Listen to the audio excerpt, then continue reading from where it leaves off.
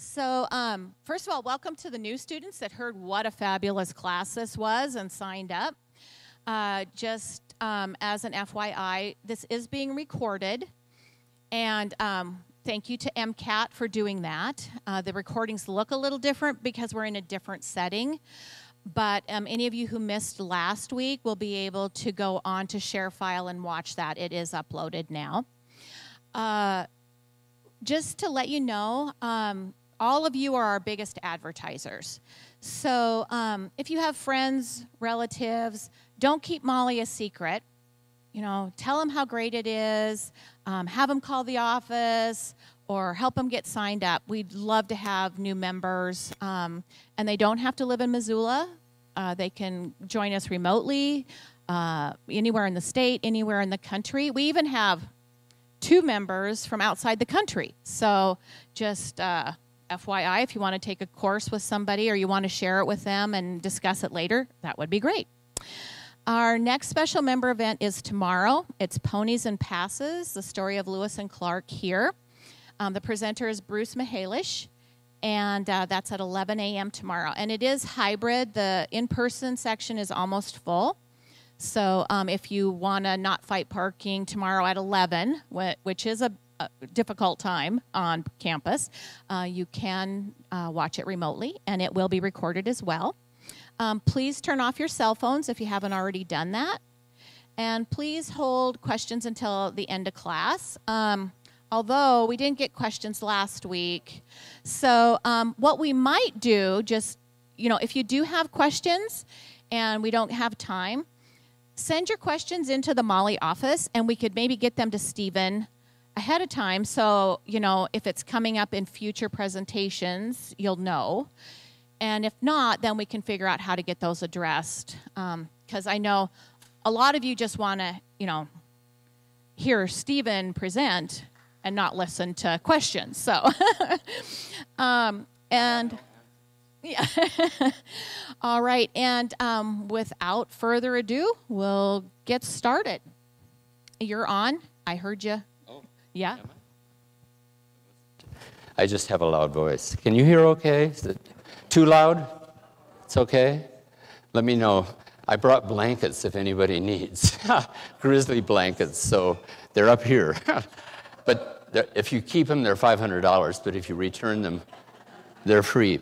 So I'm going to learn how to do all this, but this is, I can point up there, look for the little red thing. If we think of Nikolai Dahl was the hypnotherapist, and he actually just lived a few doors down from the Satin or Satina family. The Satina family were cousins of Rachmaninoff, and one of their daughters, Natalie, we would say, or Natalia, became Rachmaninoff's wife. They got permission to get married, and they had 2 beautiful daughters. Anyway, so the hypnotherapist lived down the street, and we talked last week about how Rachmaninoff went through a 3-year kind of long depression, writer's block, if you will. He just couldn't write anything. He lost all confidence in his abilities because he wrote his first symphony. And in 1897, this gentleman, do you remember Mr. Glazunov?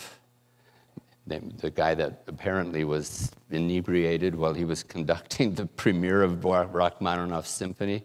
So now we say, was one glass enough? As he was always imbibing a little bit. And so, unfortunately, that sort of shaped Rachmaninoff's life in a way, because he couldn't write after that, because the critics all said, if there were an orchestra in hell, Rachmaninoff should write a symphony and go down there and conduct. And that was not very encouraging. So he went into this funk. And then finally, some people said, well, this neighbor down the street is practicing hypnotherapy. I thought we'd try it today. You are getting very sleepy.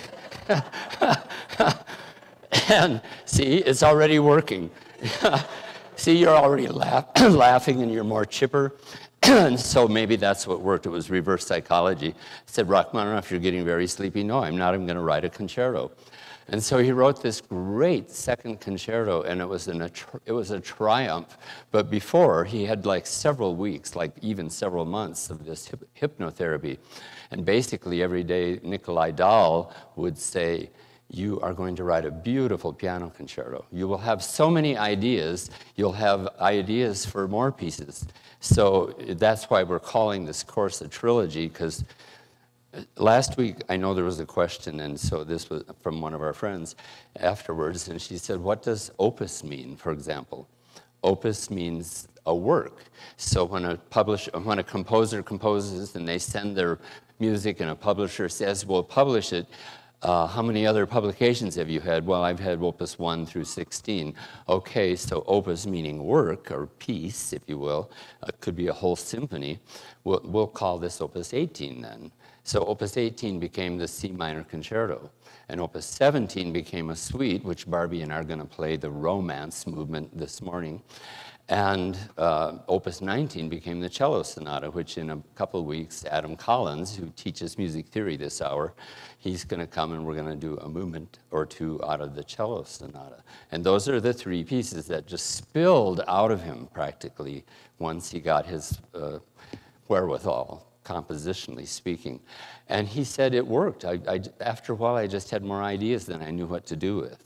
So this is a great thing. And we talked last week. Should I see if there are any burning questions from last week? I meant to have questions at the end, and then a piece of music popped up on the screen, and I just let it play. So are you okay for now? A question? You okay? So we're going to have a wonderful guest student this morning who's going to sing for us. These things, are any of you getting into your share files where you actually look through? Yeah, raise your hands. It's not an assignment, but it would be great if you can and do, because you can just, this is like a summary of all the things that you should read if you were going to take a test at the end of the semester, but you're not. So you don't care, and so you'll remain ignorant, but you'll be happy, so that's ignorance is bliss. Okay, but here's all these things that we sort of talked about, but if we take time to do that in the class, you sort of don't get to hear us play. So we're having live music.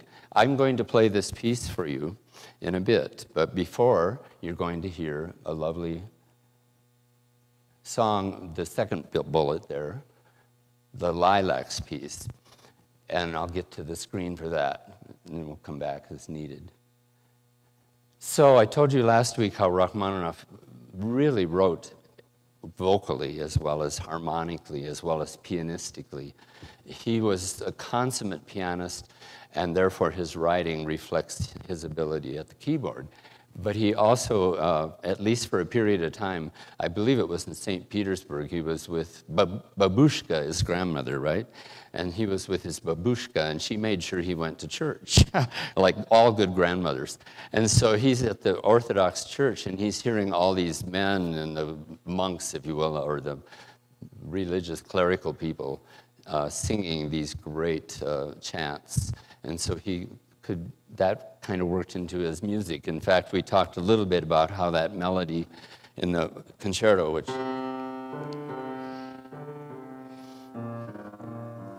is kind of a male voice kind of sound, and it's got that, I'm sorry if this is picking up I'm sorry. But the melodies could be very Russian, or they could be very Orthodox in a way. But he also could write very lyrically. And so he would write songs. And in Russian, of course, I don't understand what they're saying, but often in Italian and German and French, we don't understand. You just enjoy the beautiful music, and you know that you're being convinced by that performer. So this morning, Barbie is going to accompany. She's working with several students. She's a great accompanist as well as soloist. And so she said to me, oh, one of my people that I'm working with is singing a song by Rachmaninoff. And I said, well, let's share it. So why don't we do that? And then Kenna can stay if she wishes, or she can go to class. Remember last week I was telling you Rachmaninoff got in trouble because he was altering his report cards, so and kind of skipping class, and this was in St. Petersburg. We're not suggesting that for Kenna. However, unless she alters it, well, I'm sure she's superior in every case. So this is, your last name is Phillips? Kenna Phillips. And tell us a little bit, Kenna, of your studies. And let's get her microphone. Where's our microphone? Here. And I think there's a switch there. Awesome, thank you.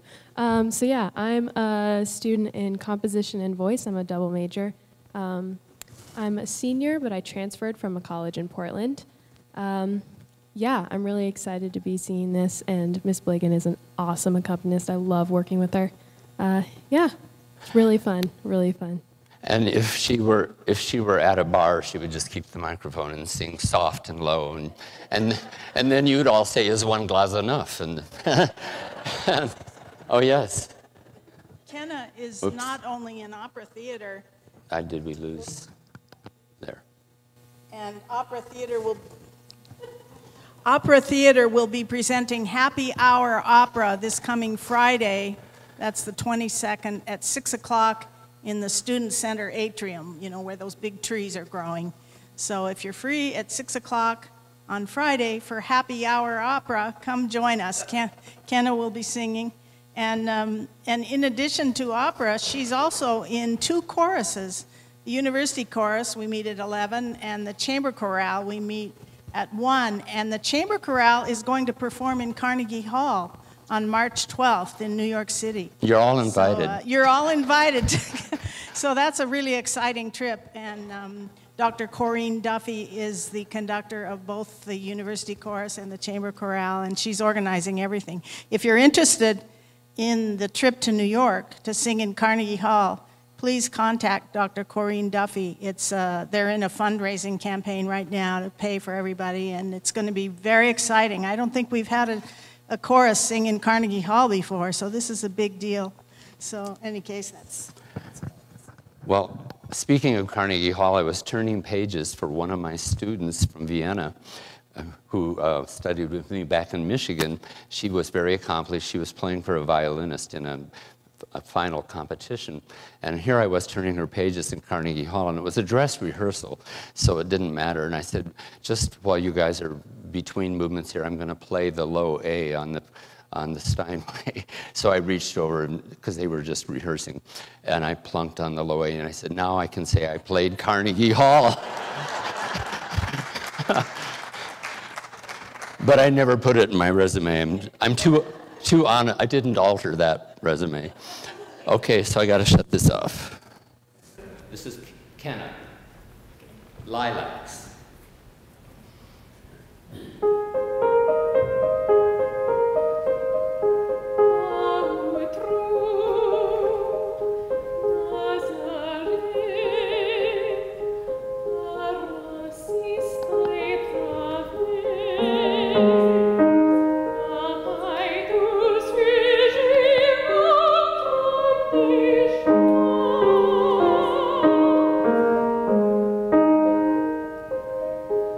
If the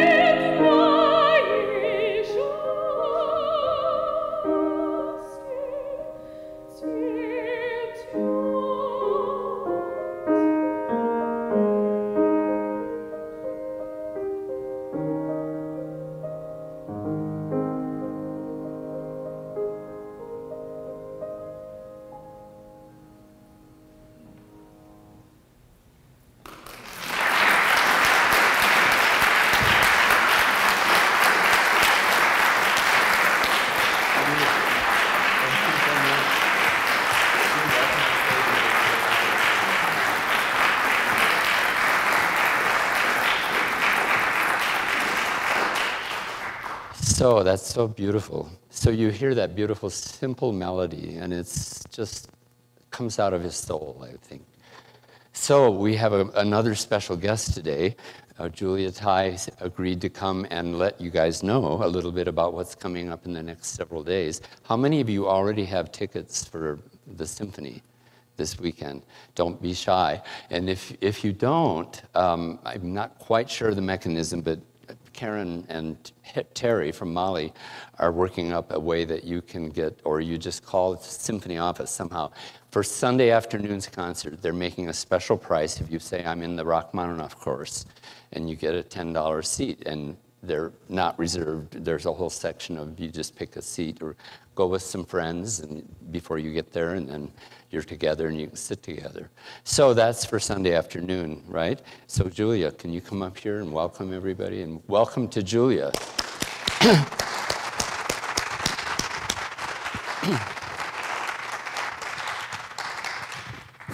Hello. Okay. Thank you. Thanks for having me, Steve. And so good to see all of you here. This is such a great course. I wish I could be here every week. Stephen's such a gem here. So you're lucky to be here for the Rachmaninoff class. We're celebrating his 150th birthday, and I've been planning this concert for quite a while. And what better way to celebrate it with his second piano concerto, one of the most popular and not just amazing pieces that he wrote. And so this concert is happening this Saturday and Sunday, but ahead of the concert, there are a couple of opportunities. If you want to hear the piece more than once, you could come to our rehearsals. So Charlie Albright will be our soloist for this concert, and he is a young, very talented pianist. He actually was a child prodigy. He started piano when he was 3, and by the time of 5 that he memorized 200 songs, just can play by ear. And actually, he's an amazing composer and improviser as well. And so he'll be here this weekend performing the second piano concerto with us.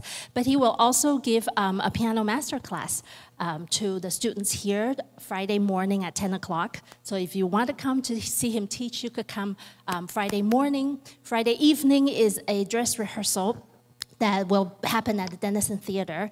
And the dress rehearsal is usually open to all the music students of all Missoula middle school, high school students, especially. They get to come see their teacher play on stage and then also meet the guest artists. So since you're all students here, so you're welcome to come to Friday night's dress rehearsal. And that's when we, the final rehearsal of the concert cycle, we'll run through everything and then rehearse some spots if we need to. So you're welcome to come see that dress rehearsal.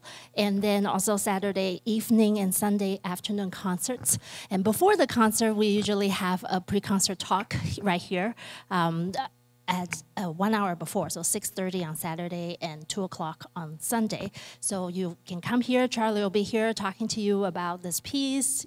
You might do some improvisation, I don't know. And then I'll talk about the other 2 pieces on the program, which is also beautiful symphony composed by Florence Price. She was the first African-American composer that was played by a major symphony orchestra, Chicago Symphony. And she wrote this triumphant, beautiful 3rd symphony that we'll play on the second half of the concert. And also a beautiful overture by English composer Samuel Coleridge Taylor. So those are just big romantic pieces that you'll get to hear this weekend. So I welcome all of you to our rehearsals and concerts and hear those beautiful, beautiful music. And thank you, Stephen, for having me here.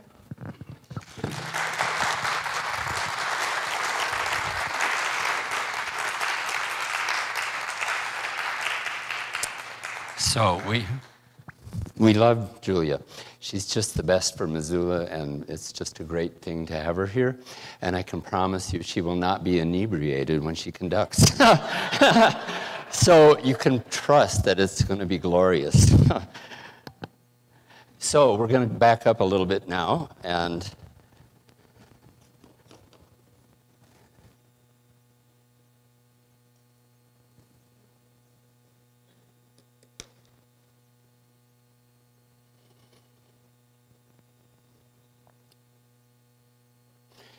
the cable for this big fancy unit up here isn't working today, so we're going back to old ways. Here we are, I hope.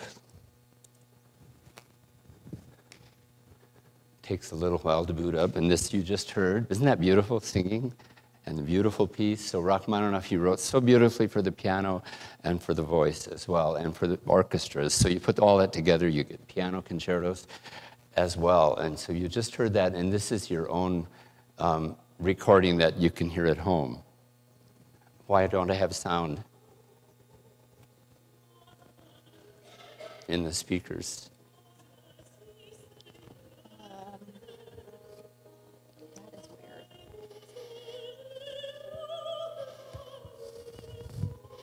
I'll hold the microphone up to the computer speaker. Yeah, we might have to just stop this. Okay. Maybe I did it. Terry, he's got it in presenter mode. Is that one of the issues? I was too.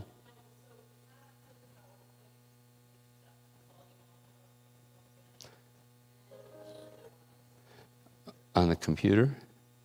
Oh, yeah, so your volume on there. It looks like it is. It should be okay, or we wouldn't hear it at all. Yeah, it's not coming out of the speakers at all.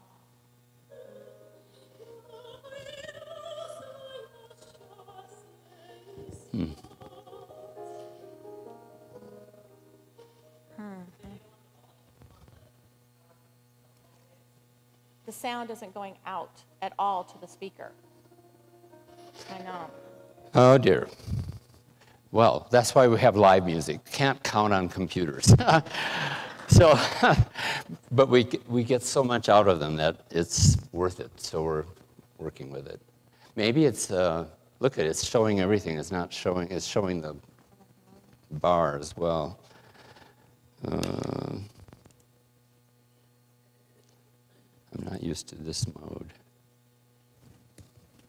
Well, this is interesting. So we're going to move on.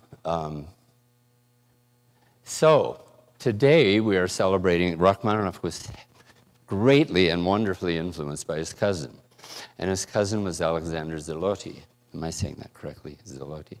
And close. And Alexander had also studied piano with Nikolai Zverev in Moscow. So when Rachmaninoff didn't get into the St. Petersburg Conservatory at age 15, they sent him to Moscow to study with Alexander Zloty's teacher, Nikolai Zverev. And this guy, I told you a little bit last week, was just the most exacting teacher, and the kids that got to study with him had to each have their own room in his house, and they had to be up at 6 o'clock in the morning. One of them practiced for 3 hours. I told you that last week. So Alexander knew, and he's on the left there. And do you guys recognize who he's with in that picture? Tchaikovsky. He was Tchaikovsky's student in the Moscow Conservatory for Harmony. Well, who knew harmony better than Tchaikovsky? But also, he was so talented that Tchaikovsky eventually asked him to help him edit his own works. And so you all know probably this great theme. I may not see if this works to not turn this off.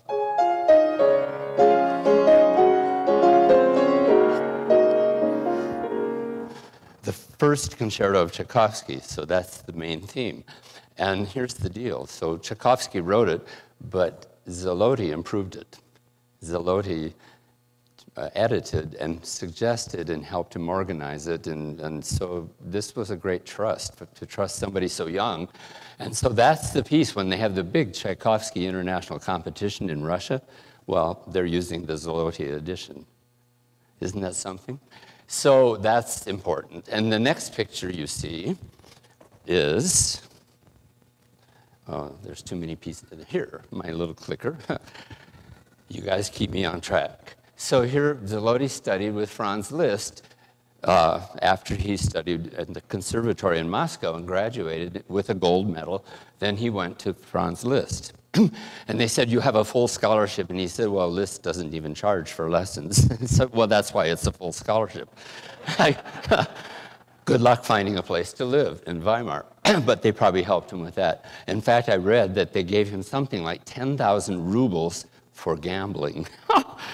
So I guess it was legal back then. And that, I don't know if he gained or lost on that. But that's where he went. And he studied the reason he quit studying with Liszt in 1886, you might already know, is that Liszt died. And so that was not convenient, but it was the end of their work together. And so then he stayed in Russia and he concertized. I mean, stayed in Germany, sorry. He stayed in Germany and concertized, and Zaloty became very renowned as a pianist, as well as a teacher, as well as a conductor. So then you see, here he is with his first cousin, Rachmaninoff, on the lower right-hand corner. So this guy is significant, let's say, 10 years, almost exactly 10 years older than his cousin. So Zaloty's mother was a Rachmaninoff. That's how it's related. And obviously, Rachmaninoff's father was a Rachmaninoff. So that sealed the deal for them to be first cousins. So this may play a little bit. I'm just going to show you. This is a really wonderful recording. Zaloty, he doesn't have any records like we think of, but he did make a few of these piano rolls, and this, if it works, is one of them. Oh, now we don't have the sound that I want. Oh, crap.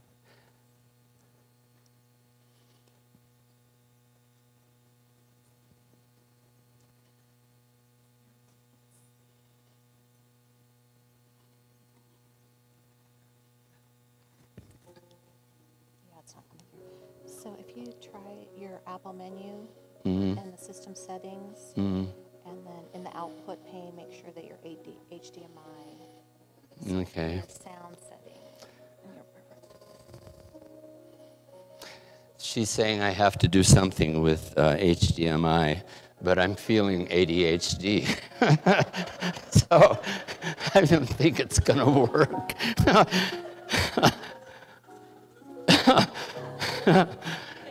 But it's good to know these acronyms.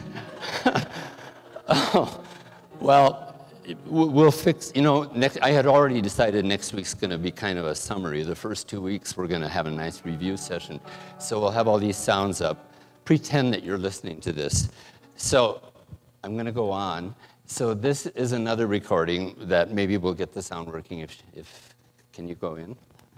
No. On your Mac, I don't know what your system settings are. So. Oh, dear. Yeah.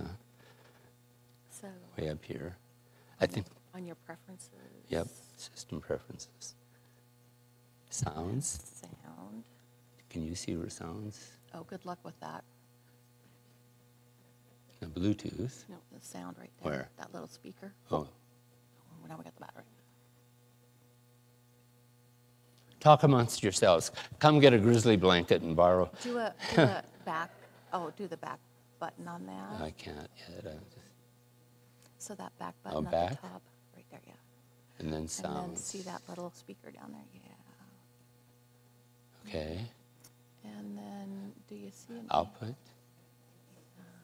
And the pro speakers, and then the Soundflower, or see, I don't know all these things. I know I had to do so some it's of these. not a, I don't see an HDMI on there.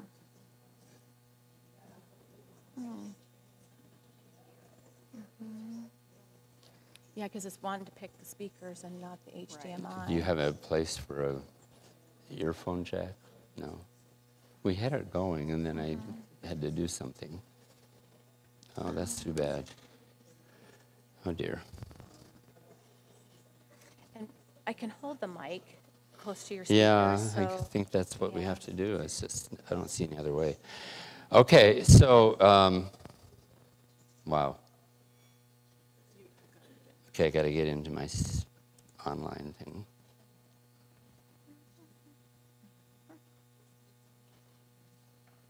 I think we're going to get a new cable for the School of Music here. Donations accepted. This is a plea. All right, so.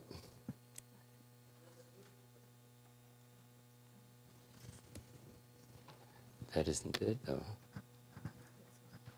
Oh, that's YouTube.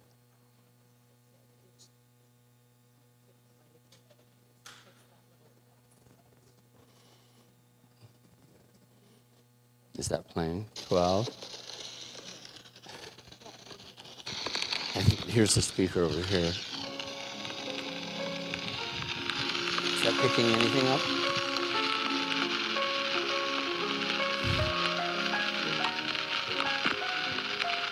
So this is Zaloty playing in his 70s. I'm in my 70s. He was in his living room in New York, and they just were making a little home recording. So he's not really playing a piece. He's just noodling around. I can tell from listening that this guy had a fantastic ear. He could hear harmonies that he didn't even know the notes anymore, so he just followed the ear. So this is a part of a piece. So he's just playing for friends, and somebody had a little home recorder thing. So that's kind of a gift, in a way, to the world. Okay, so I'm going to go on, I think. Oh, this clicker won't work either, will it? You have to X out of YouTube. X out. Where's the X? Oh. Okay, now how do I get that? I have to go back? You have to go back in here and get into YouTube and shut it down. Oh, too many things. So pull up wherever your YouTube is playing. There. Somewhere, and X out over here. There. Oh, there you go. Okay. Okay. We're subsisting here. All righty. So are we able to go back in or not yet?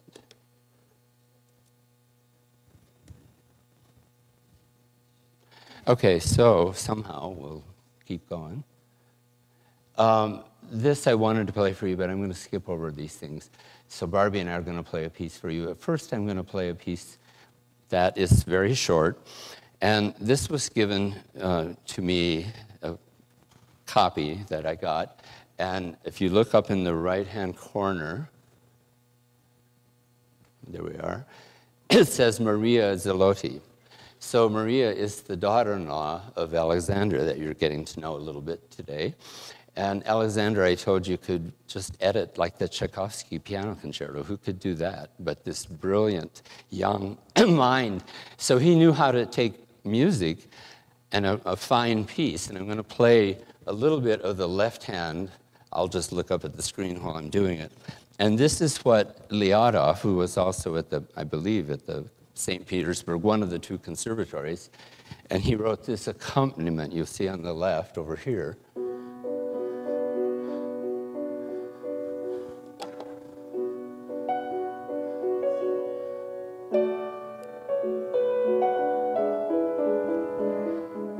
And that's a common thing.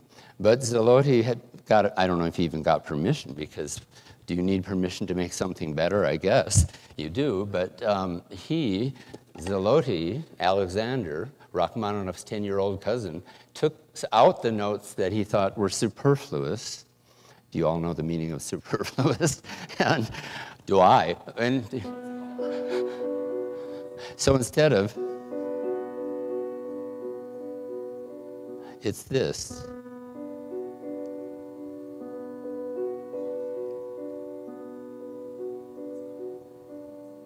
And it's so beautiful.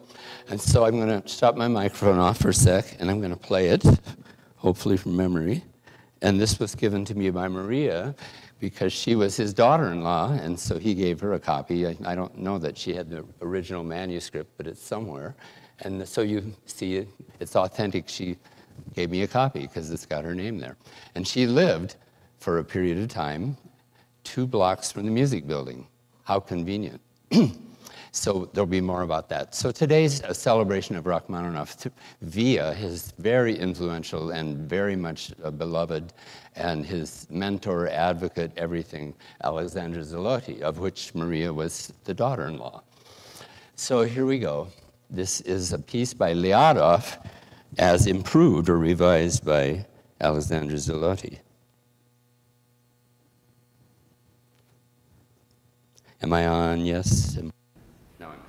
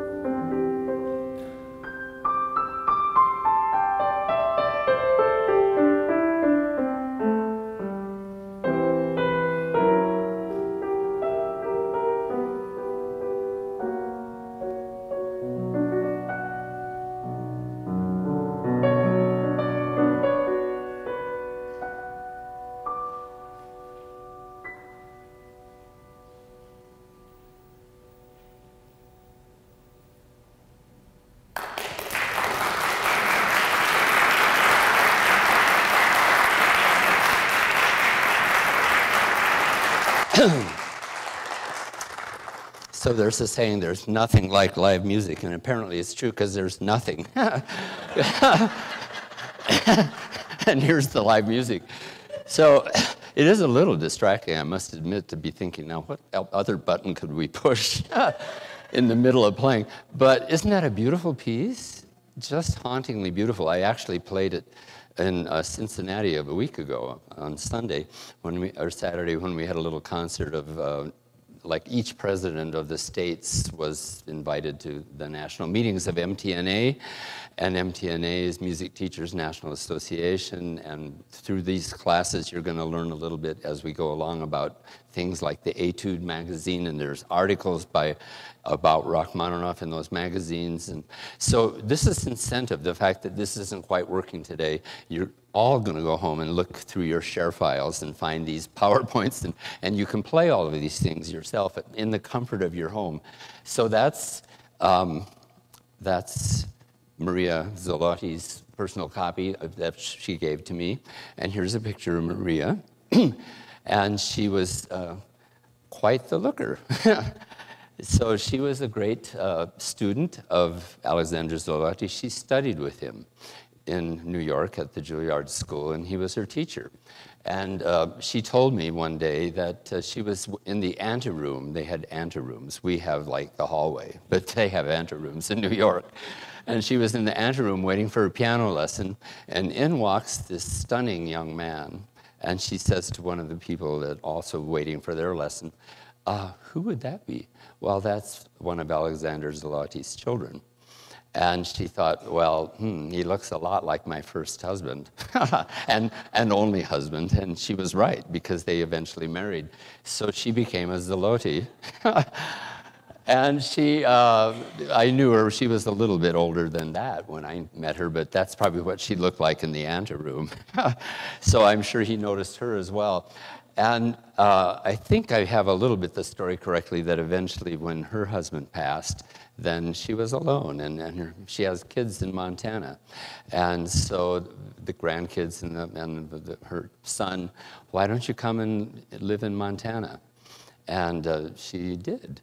And that's why she lived for a while down on Eddy Street. We can all go for a little field day. If nothing works next week, we'll go for a walk and see the apartment where Maria lived for several months. But that was a piano. I think her family basically said, you need a piano. And so we'll get her a piano, and that was pretty much how it is, right? It's called the Yamaha U1, model U1, and it's the tallest and most professional of the vertical pianos. So that's what she practiced on. So you will hear, not today, but you will hear a recording. I can just try with the microphone a little tiny bit. We're going to play in a moment here. Okay, so.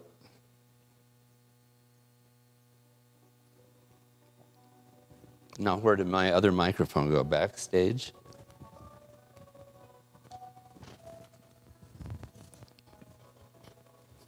Hello, hello. Is anything coming? No?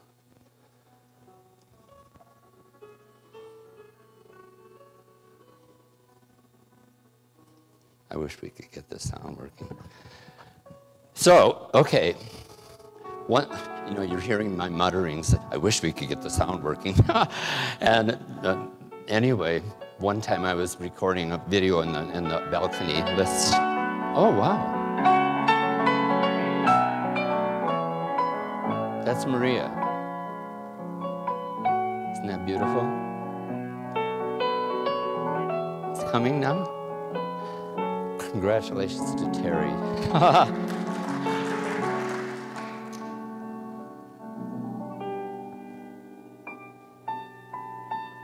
It's probably not quite right, but it's coming.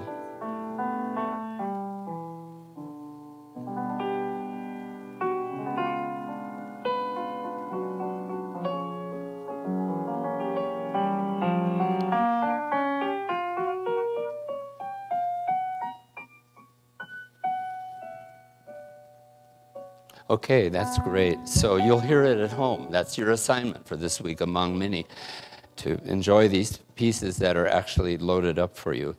So So this is apropos. So since we don't have everything working quite, it's just a serendipity almost that Maria's granddaughter is here today. So this is Grace.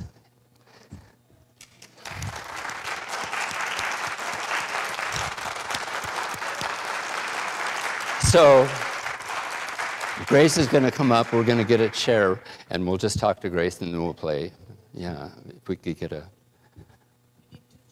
Sure. We'll start just talking here. So Grace is my friend now for many years. She introduced me to Maria, and Maria was living 2 blocks away, but eventually then they wanted her up in Condon. Anybody know where Condon is? Anybody know that great mercantile that you can stop and get sandwiches and groceries and whatever you need? Well, tell us a little bit. That's home.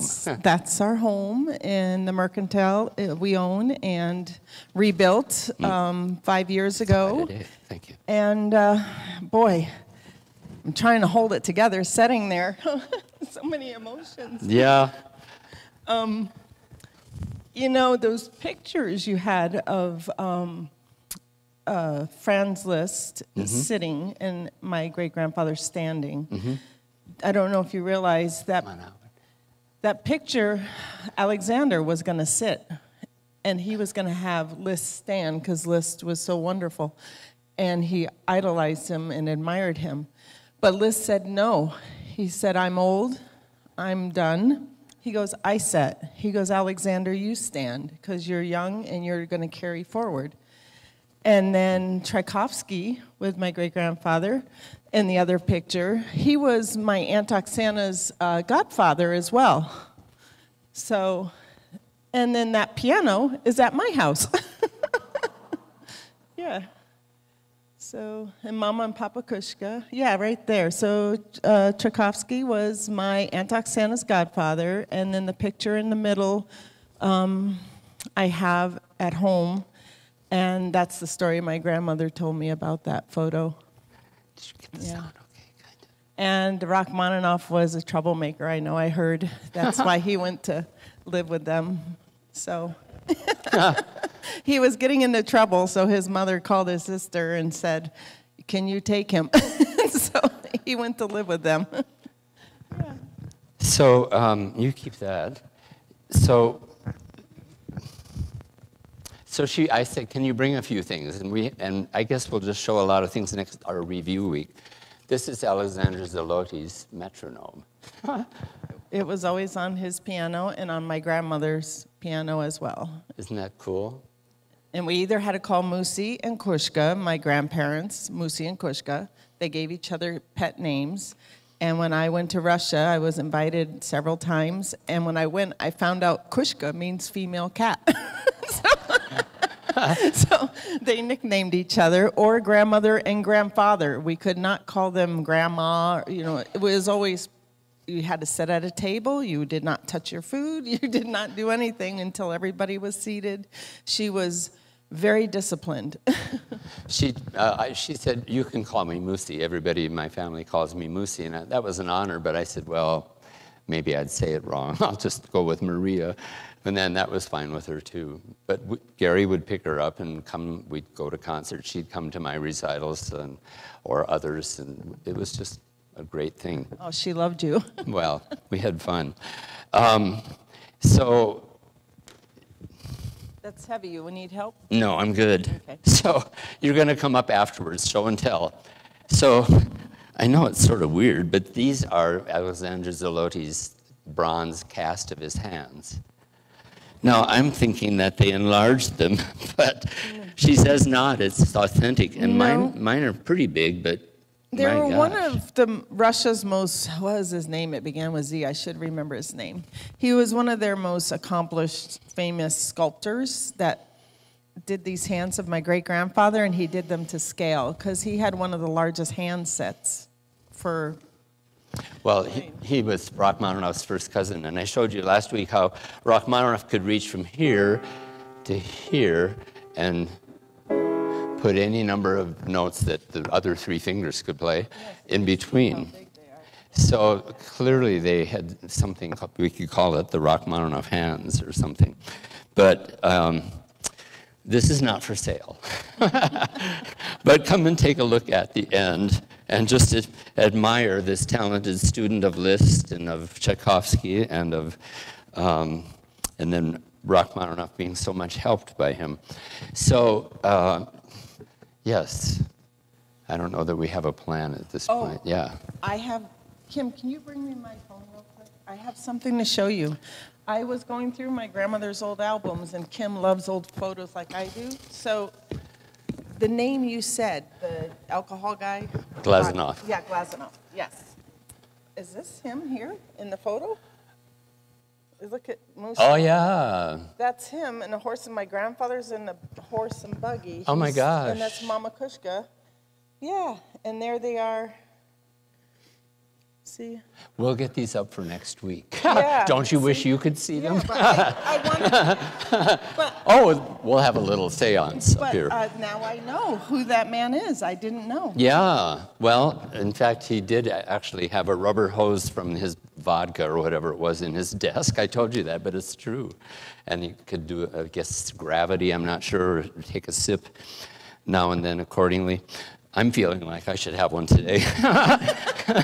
Okay. But no, I'm thrilled that that Grace is here and we're buds and we always stop at the store. She does so many great things once a year, and you'll see it's in the video here. Let's move on a little bit because I have some pictures.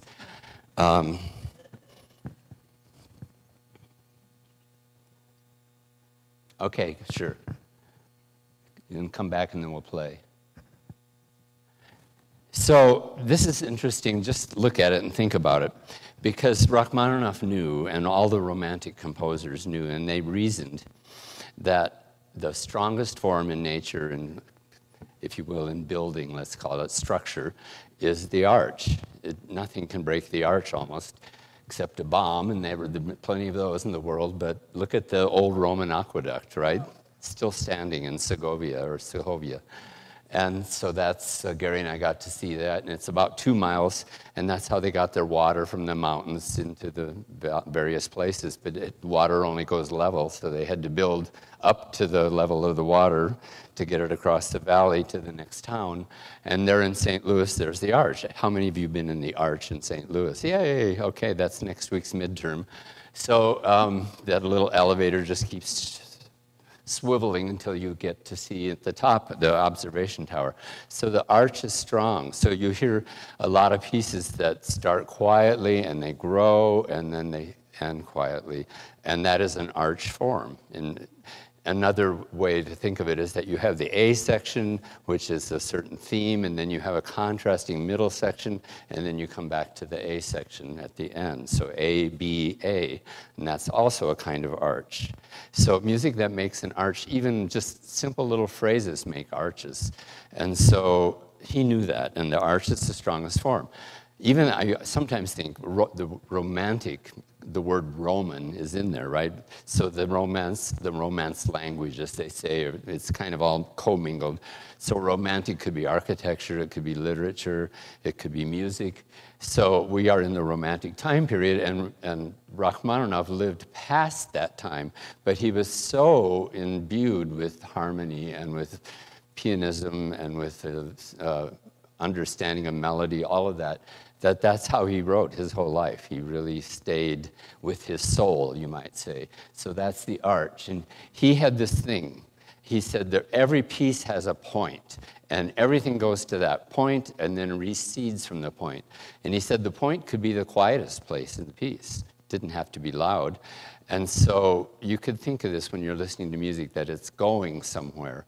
I was thinking about it this morning and kind of warming up early, that my teacher, when I was 5 years old, she told me later that she always told her students, I don't remember her telling me this, but she said she told everybody, so I guess I was one.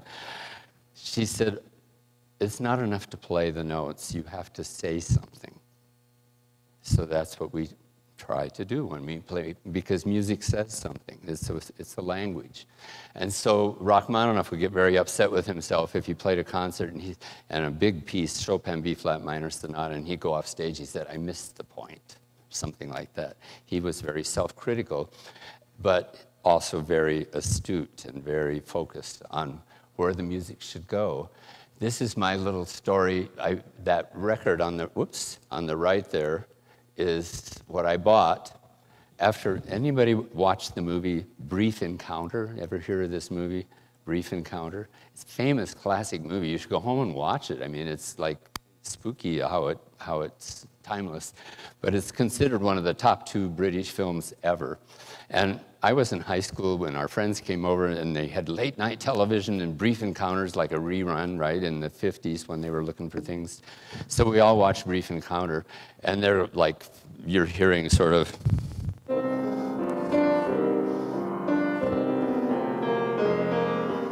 and I thought, what is that great music? And everybody else is watching the movie, and I'm listening to the music. And then afterwards, they're like, where's the popcorn? And I'm like, where's the record store?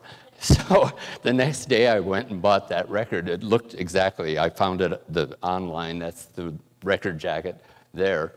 And I listened to that thing, and I just could not get it out of my soul. I just said, I know I'm going to take piano lessons until I can play at least that piece. And by the time I got to that piece, I thought, well, maybe there are other pieces too. But here I was, I had a choice to make. Am I going to be a pig farmer? There's the little piggy. Or am I going to be a piano player? Which is why we go from Swineway to Steinway.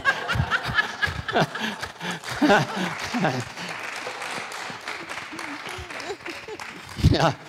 Anyway, and the notes are with you forever. The piggies go to market. You know that little saying, this little piggy went to market? Well, anyway, so that's my story. So, and Barbie's going to be here in a moment. I'm hoping to calm down from all this stuff with the computer. So Nikolai Dahl, and this is Rachmaninoff telling about how he benefited. He really did. I mean, it was just helped him get his spirits back. And so he started composing again, and he dedicated the second concerto to, and you're going to hear Charlie Albright play it beautifully Saturday and Sunday. Some of you go twice, or go to the dress rehearsal. Here's Maria again. I think this is your dad. That's my dad, yeah. Yeah, and the middle picture is her dad swearing into the U.S. Navy. And there's Maria as a young mother, or mother of a 18-year-old, or whatever he was. He was quite young. Yeah.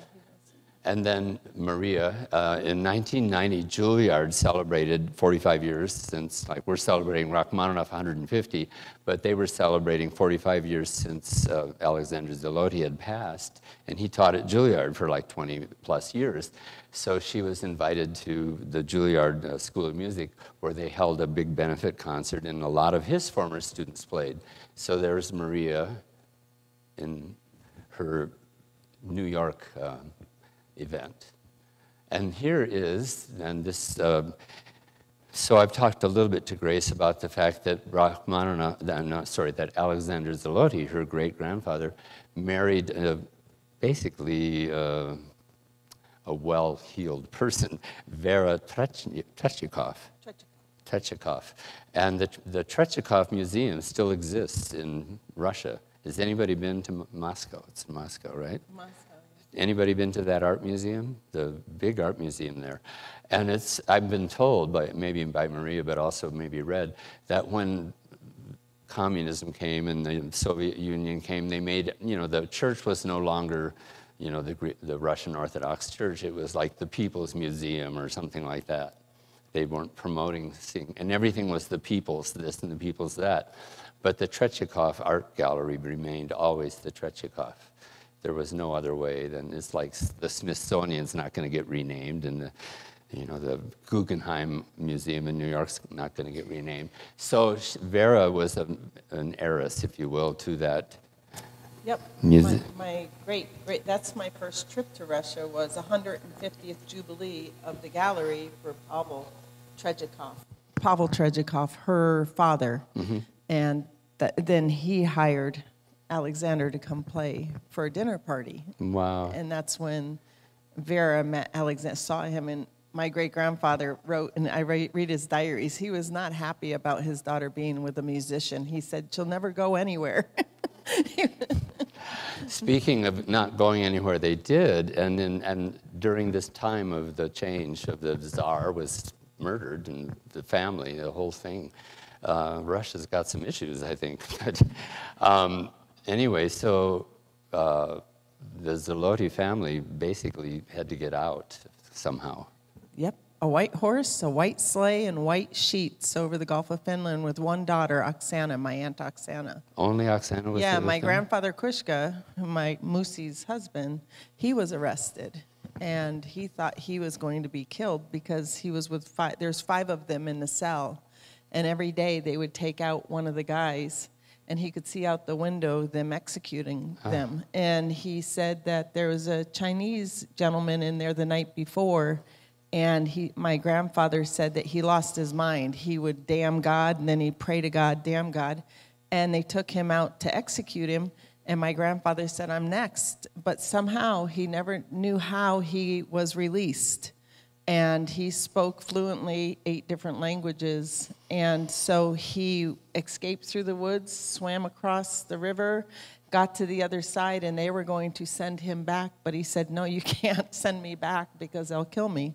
So then my Aunt Kina, the other daughter who was married to a Jewish man, they had to escape through China because of, so it was really how they... Kim and I were talking last night, how they went through all of this and then came to America at the age they were at. And they lived in the Antonio Hotel in New York. And my great-grandmother, Vera, she never wanted to, Mama Kushka, she never wanted to own another thing as long as she lived. She was so happy to have the hotel have the silverware, the towels. My grandmother said when they got married, they got a silver pitcher, and Mama Kushka said, one day you'll need to sell that. That will be worth something. So it was, they loved each other so much, that's what kept them together. She was also a pianist, and so when Alexander was brought in to play a house concert for this celebration, right, then she was smitten. She just, wow, this guy. And she had musical talent, and so that also drew them together. And as Grace is saying, Dad wasn't so happy that Vera was falling in love with a pianist. What's going to come of that? You should raise pigs, maybe. A pig farmer was the second choice. Okay, so here's just a little tiny sampling from that gallery. I think that could be our next field trip after we go see where Maria lived. So this is on tape. This book is like $585 now, and Maria maybe you have it, the original copy from her papushka, papakushka. And this is a short book, like an hour and 40 minutes, you hear the whole thing, but it's narrated. So it's like books on tape. So go for a 1 hour, 40-minute drive, and you'll come home and you will have heard the whole book, and hopefully driven safely as well. Can you kind of hear a little of that? Published by Medvin Simpson Limited, 1913. So that'll be a little fun assignment for you. So, and I'm not going to get to play these. I don't even know what time it is. What is it? 10:02. So Barbie and I want to play for you a piece from his Opus 17 suite. And there may not be time for the concerto today, or vice versa. She's backstage, I think. Yeah, well, this is so great. We're going to hang around afterwards, so if you want to...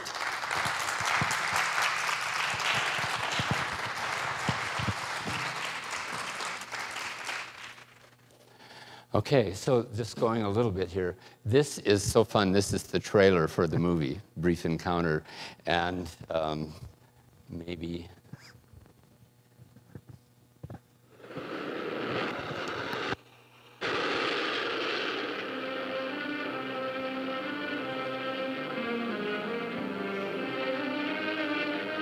There's that Russian theme, that opening theme. I'm a married woman. Or rather, I was until a few weeks ago. This is my whole world. And it's enough. Or rather, it was until a few weeks ago. Can I help you? Oh, no, please, it's only something in my eye. Try pulling your eyelid down as far as it'll go. And then blowing your nose. Please let me look. I happen to be a doctor. That's very kind of you. Oh, turn on the light, please. That's how it all began. Just through me getting a little piece of grit in my eye.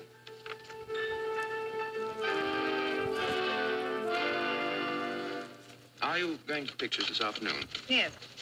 How extraordinary, so am I. I thought you had to be all day at the hospital. Well, between ourselves, I killed 2 patients by accident this morning, and the matron is very displeased with me. I simply daren't go back. What's she like, your wife? Madeline? So that's homework, okay? So you're going to go home and listen and enjoy. You can, yeah, yeah. Kim and I were looking at this. You want to hear something crazy? This is how life works. We're looking at that, and I see it flash producer, David Lean. He did Passage to India, David Lean, producer. Well, I worked for Sandy Lean, his final wife, his 5th wife. Her name was Sandy Lean, Lady Lean. I worked for her in Connecticut planting her gardens. I had to plant the outside that matched the inside of the house. Oh, my gosh. Well, this is a very eclectic woman. You're doubling up there. Oh, sorry. Thank you. I'm nothing if not entertaining. So, oh my gosh, what was I going to say before I interrupted myself? I don't remember. So, okay, Barbie and I are going to play for you the Romance from the Opus 17 suite.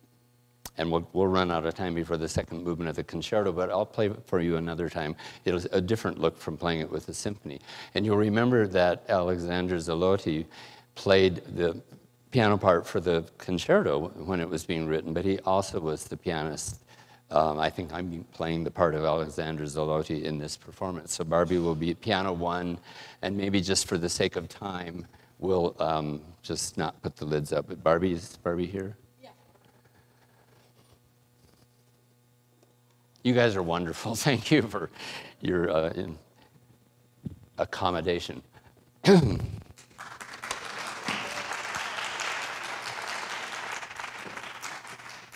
So this is in arch form, but it's not just one arch. You'll hear many. And just enjoy the rise and fall of music. Pablo Casals, anybody know the name of great cellist, international, one of the greatest of all times. He became famous in a way because of Alexander Zalotti, because Alexander recognized talent. And Alexander had a concert series in St. Petersburg for about 14 years, I think, until they had that escape with the horse and the sheets covering the horse and the frozen Baltic Sea, the Gulf of Finland. It's a real story. It's a hair-raising story. And he was bringing in talented people. And there was this young cellist from Spain that nobody really knew. And he brought him to play in St. Petersburg. And that sort of began Pablo Casals' international career. And Barbie was telling me a few weeks ago about a quote that she came across where somebody asked Pablo Casals, he performed on his cello well into his 90s. And somebody said, you're in your 90s and you're still practicing. Well, I mean, you must know it all. And he said, well, I seem to keep improving. So that's my goal.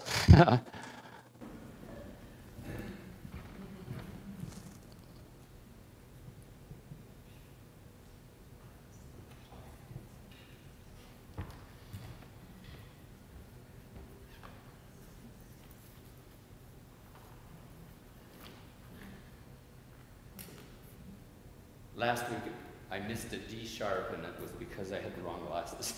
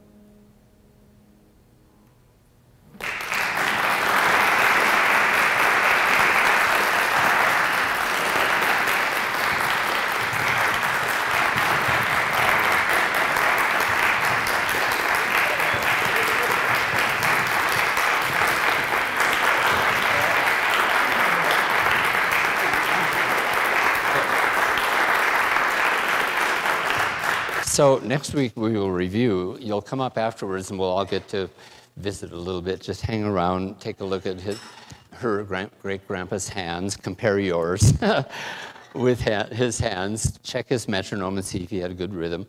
And that would be wonderful. And so we have the hall till 11, so you're welcome to hang around. And we'll take questions next week, jot them down, okay? I think we should play the second movement of the concerto for you. It's about the right time to end exactly at 10:30. It's so beautiful, and Grace can't come next week, so that she deserves to hear her first cousin. I call it first cousin 3 times removed. She's 3 generations down, but she's still a first cousin of Rachmaninoff, right? I'm just a great admirer. Okay, so Barbie, let's do it. Is she still here? Okay. So this time we'll put the lids up. And I'll shut off the microphone here.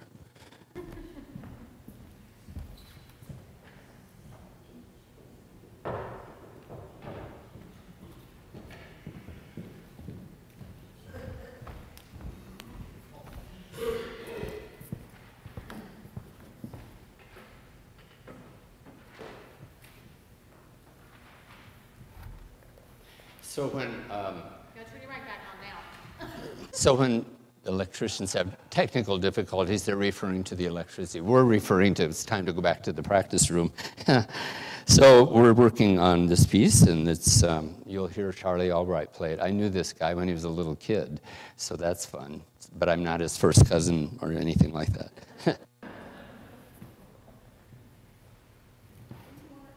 Oh my gosh.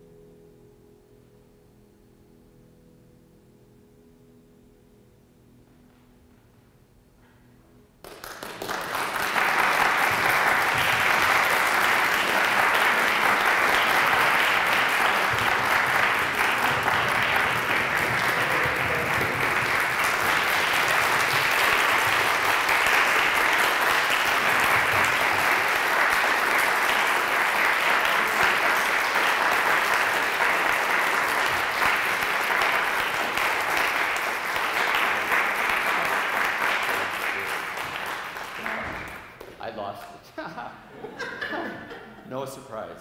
This is working, I don't think. Okay.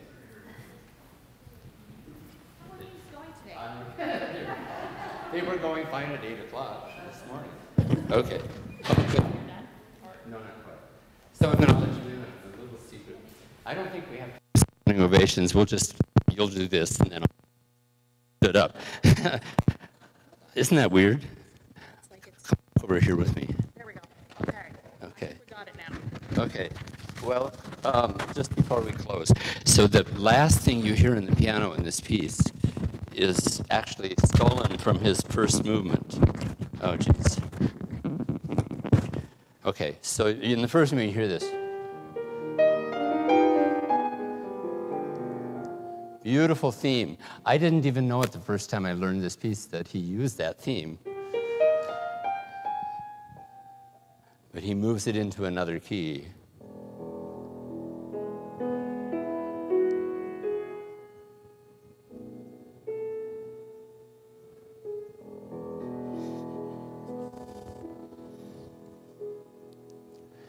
No standing ovation. And I was, isn't that amazing though? He quoted himself, and I think that's the genesis of the whole piece. And I know it didn't come across last week, but if I can show you next week the overtones series, this follows almost exactly the overtones of the strings. Violins, they touch a little place in their string and they get what's called a harmonic. So you're hopefully learning some things as well as enjoying music, and I'm learning a lot. And we'll have things fixed even more next week, but please hang around if you can. You didn't need the blankets, but next week you might, so maybe we'll keep them around. And if you have questions, quickly, anybody, just something, are you okay till next week? Yeah. Oh. A question for Grace? Grace, how are you? It's so wonderful that Grace and her friend Kim, who's from the Grand Creek.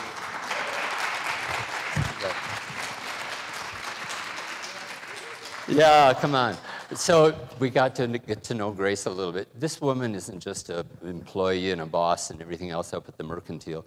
I think once a week she organized something where people can come and get a meal.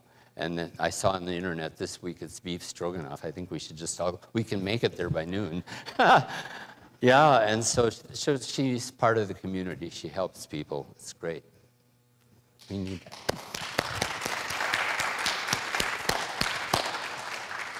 Flowers from Gary's garden. I'm in trouble. I drove out of the driveway too fast and they tipped over. And so this was not my day. We knew, but we made it. So you guys are wonderful. Tell your friends either come or not to come, whichever you wish.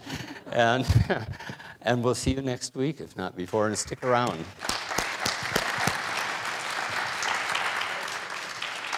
What?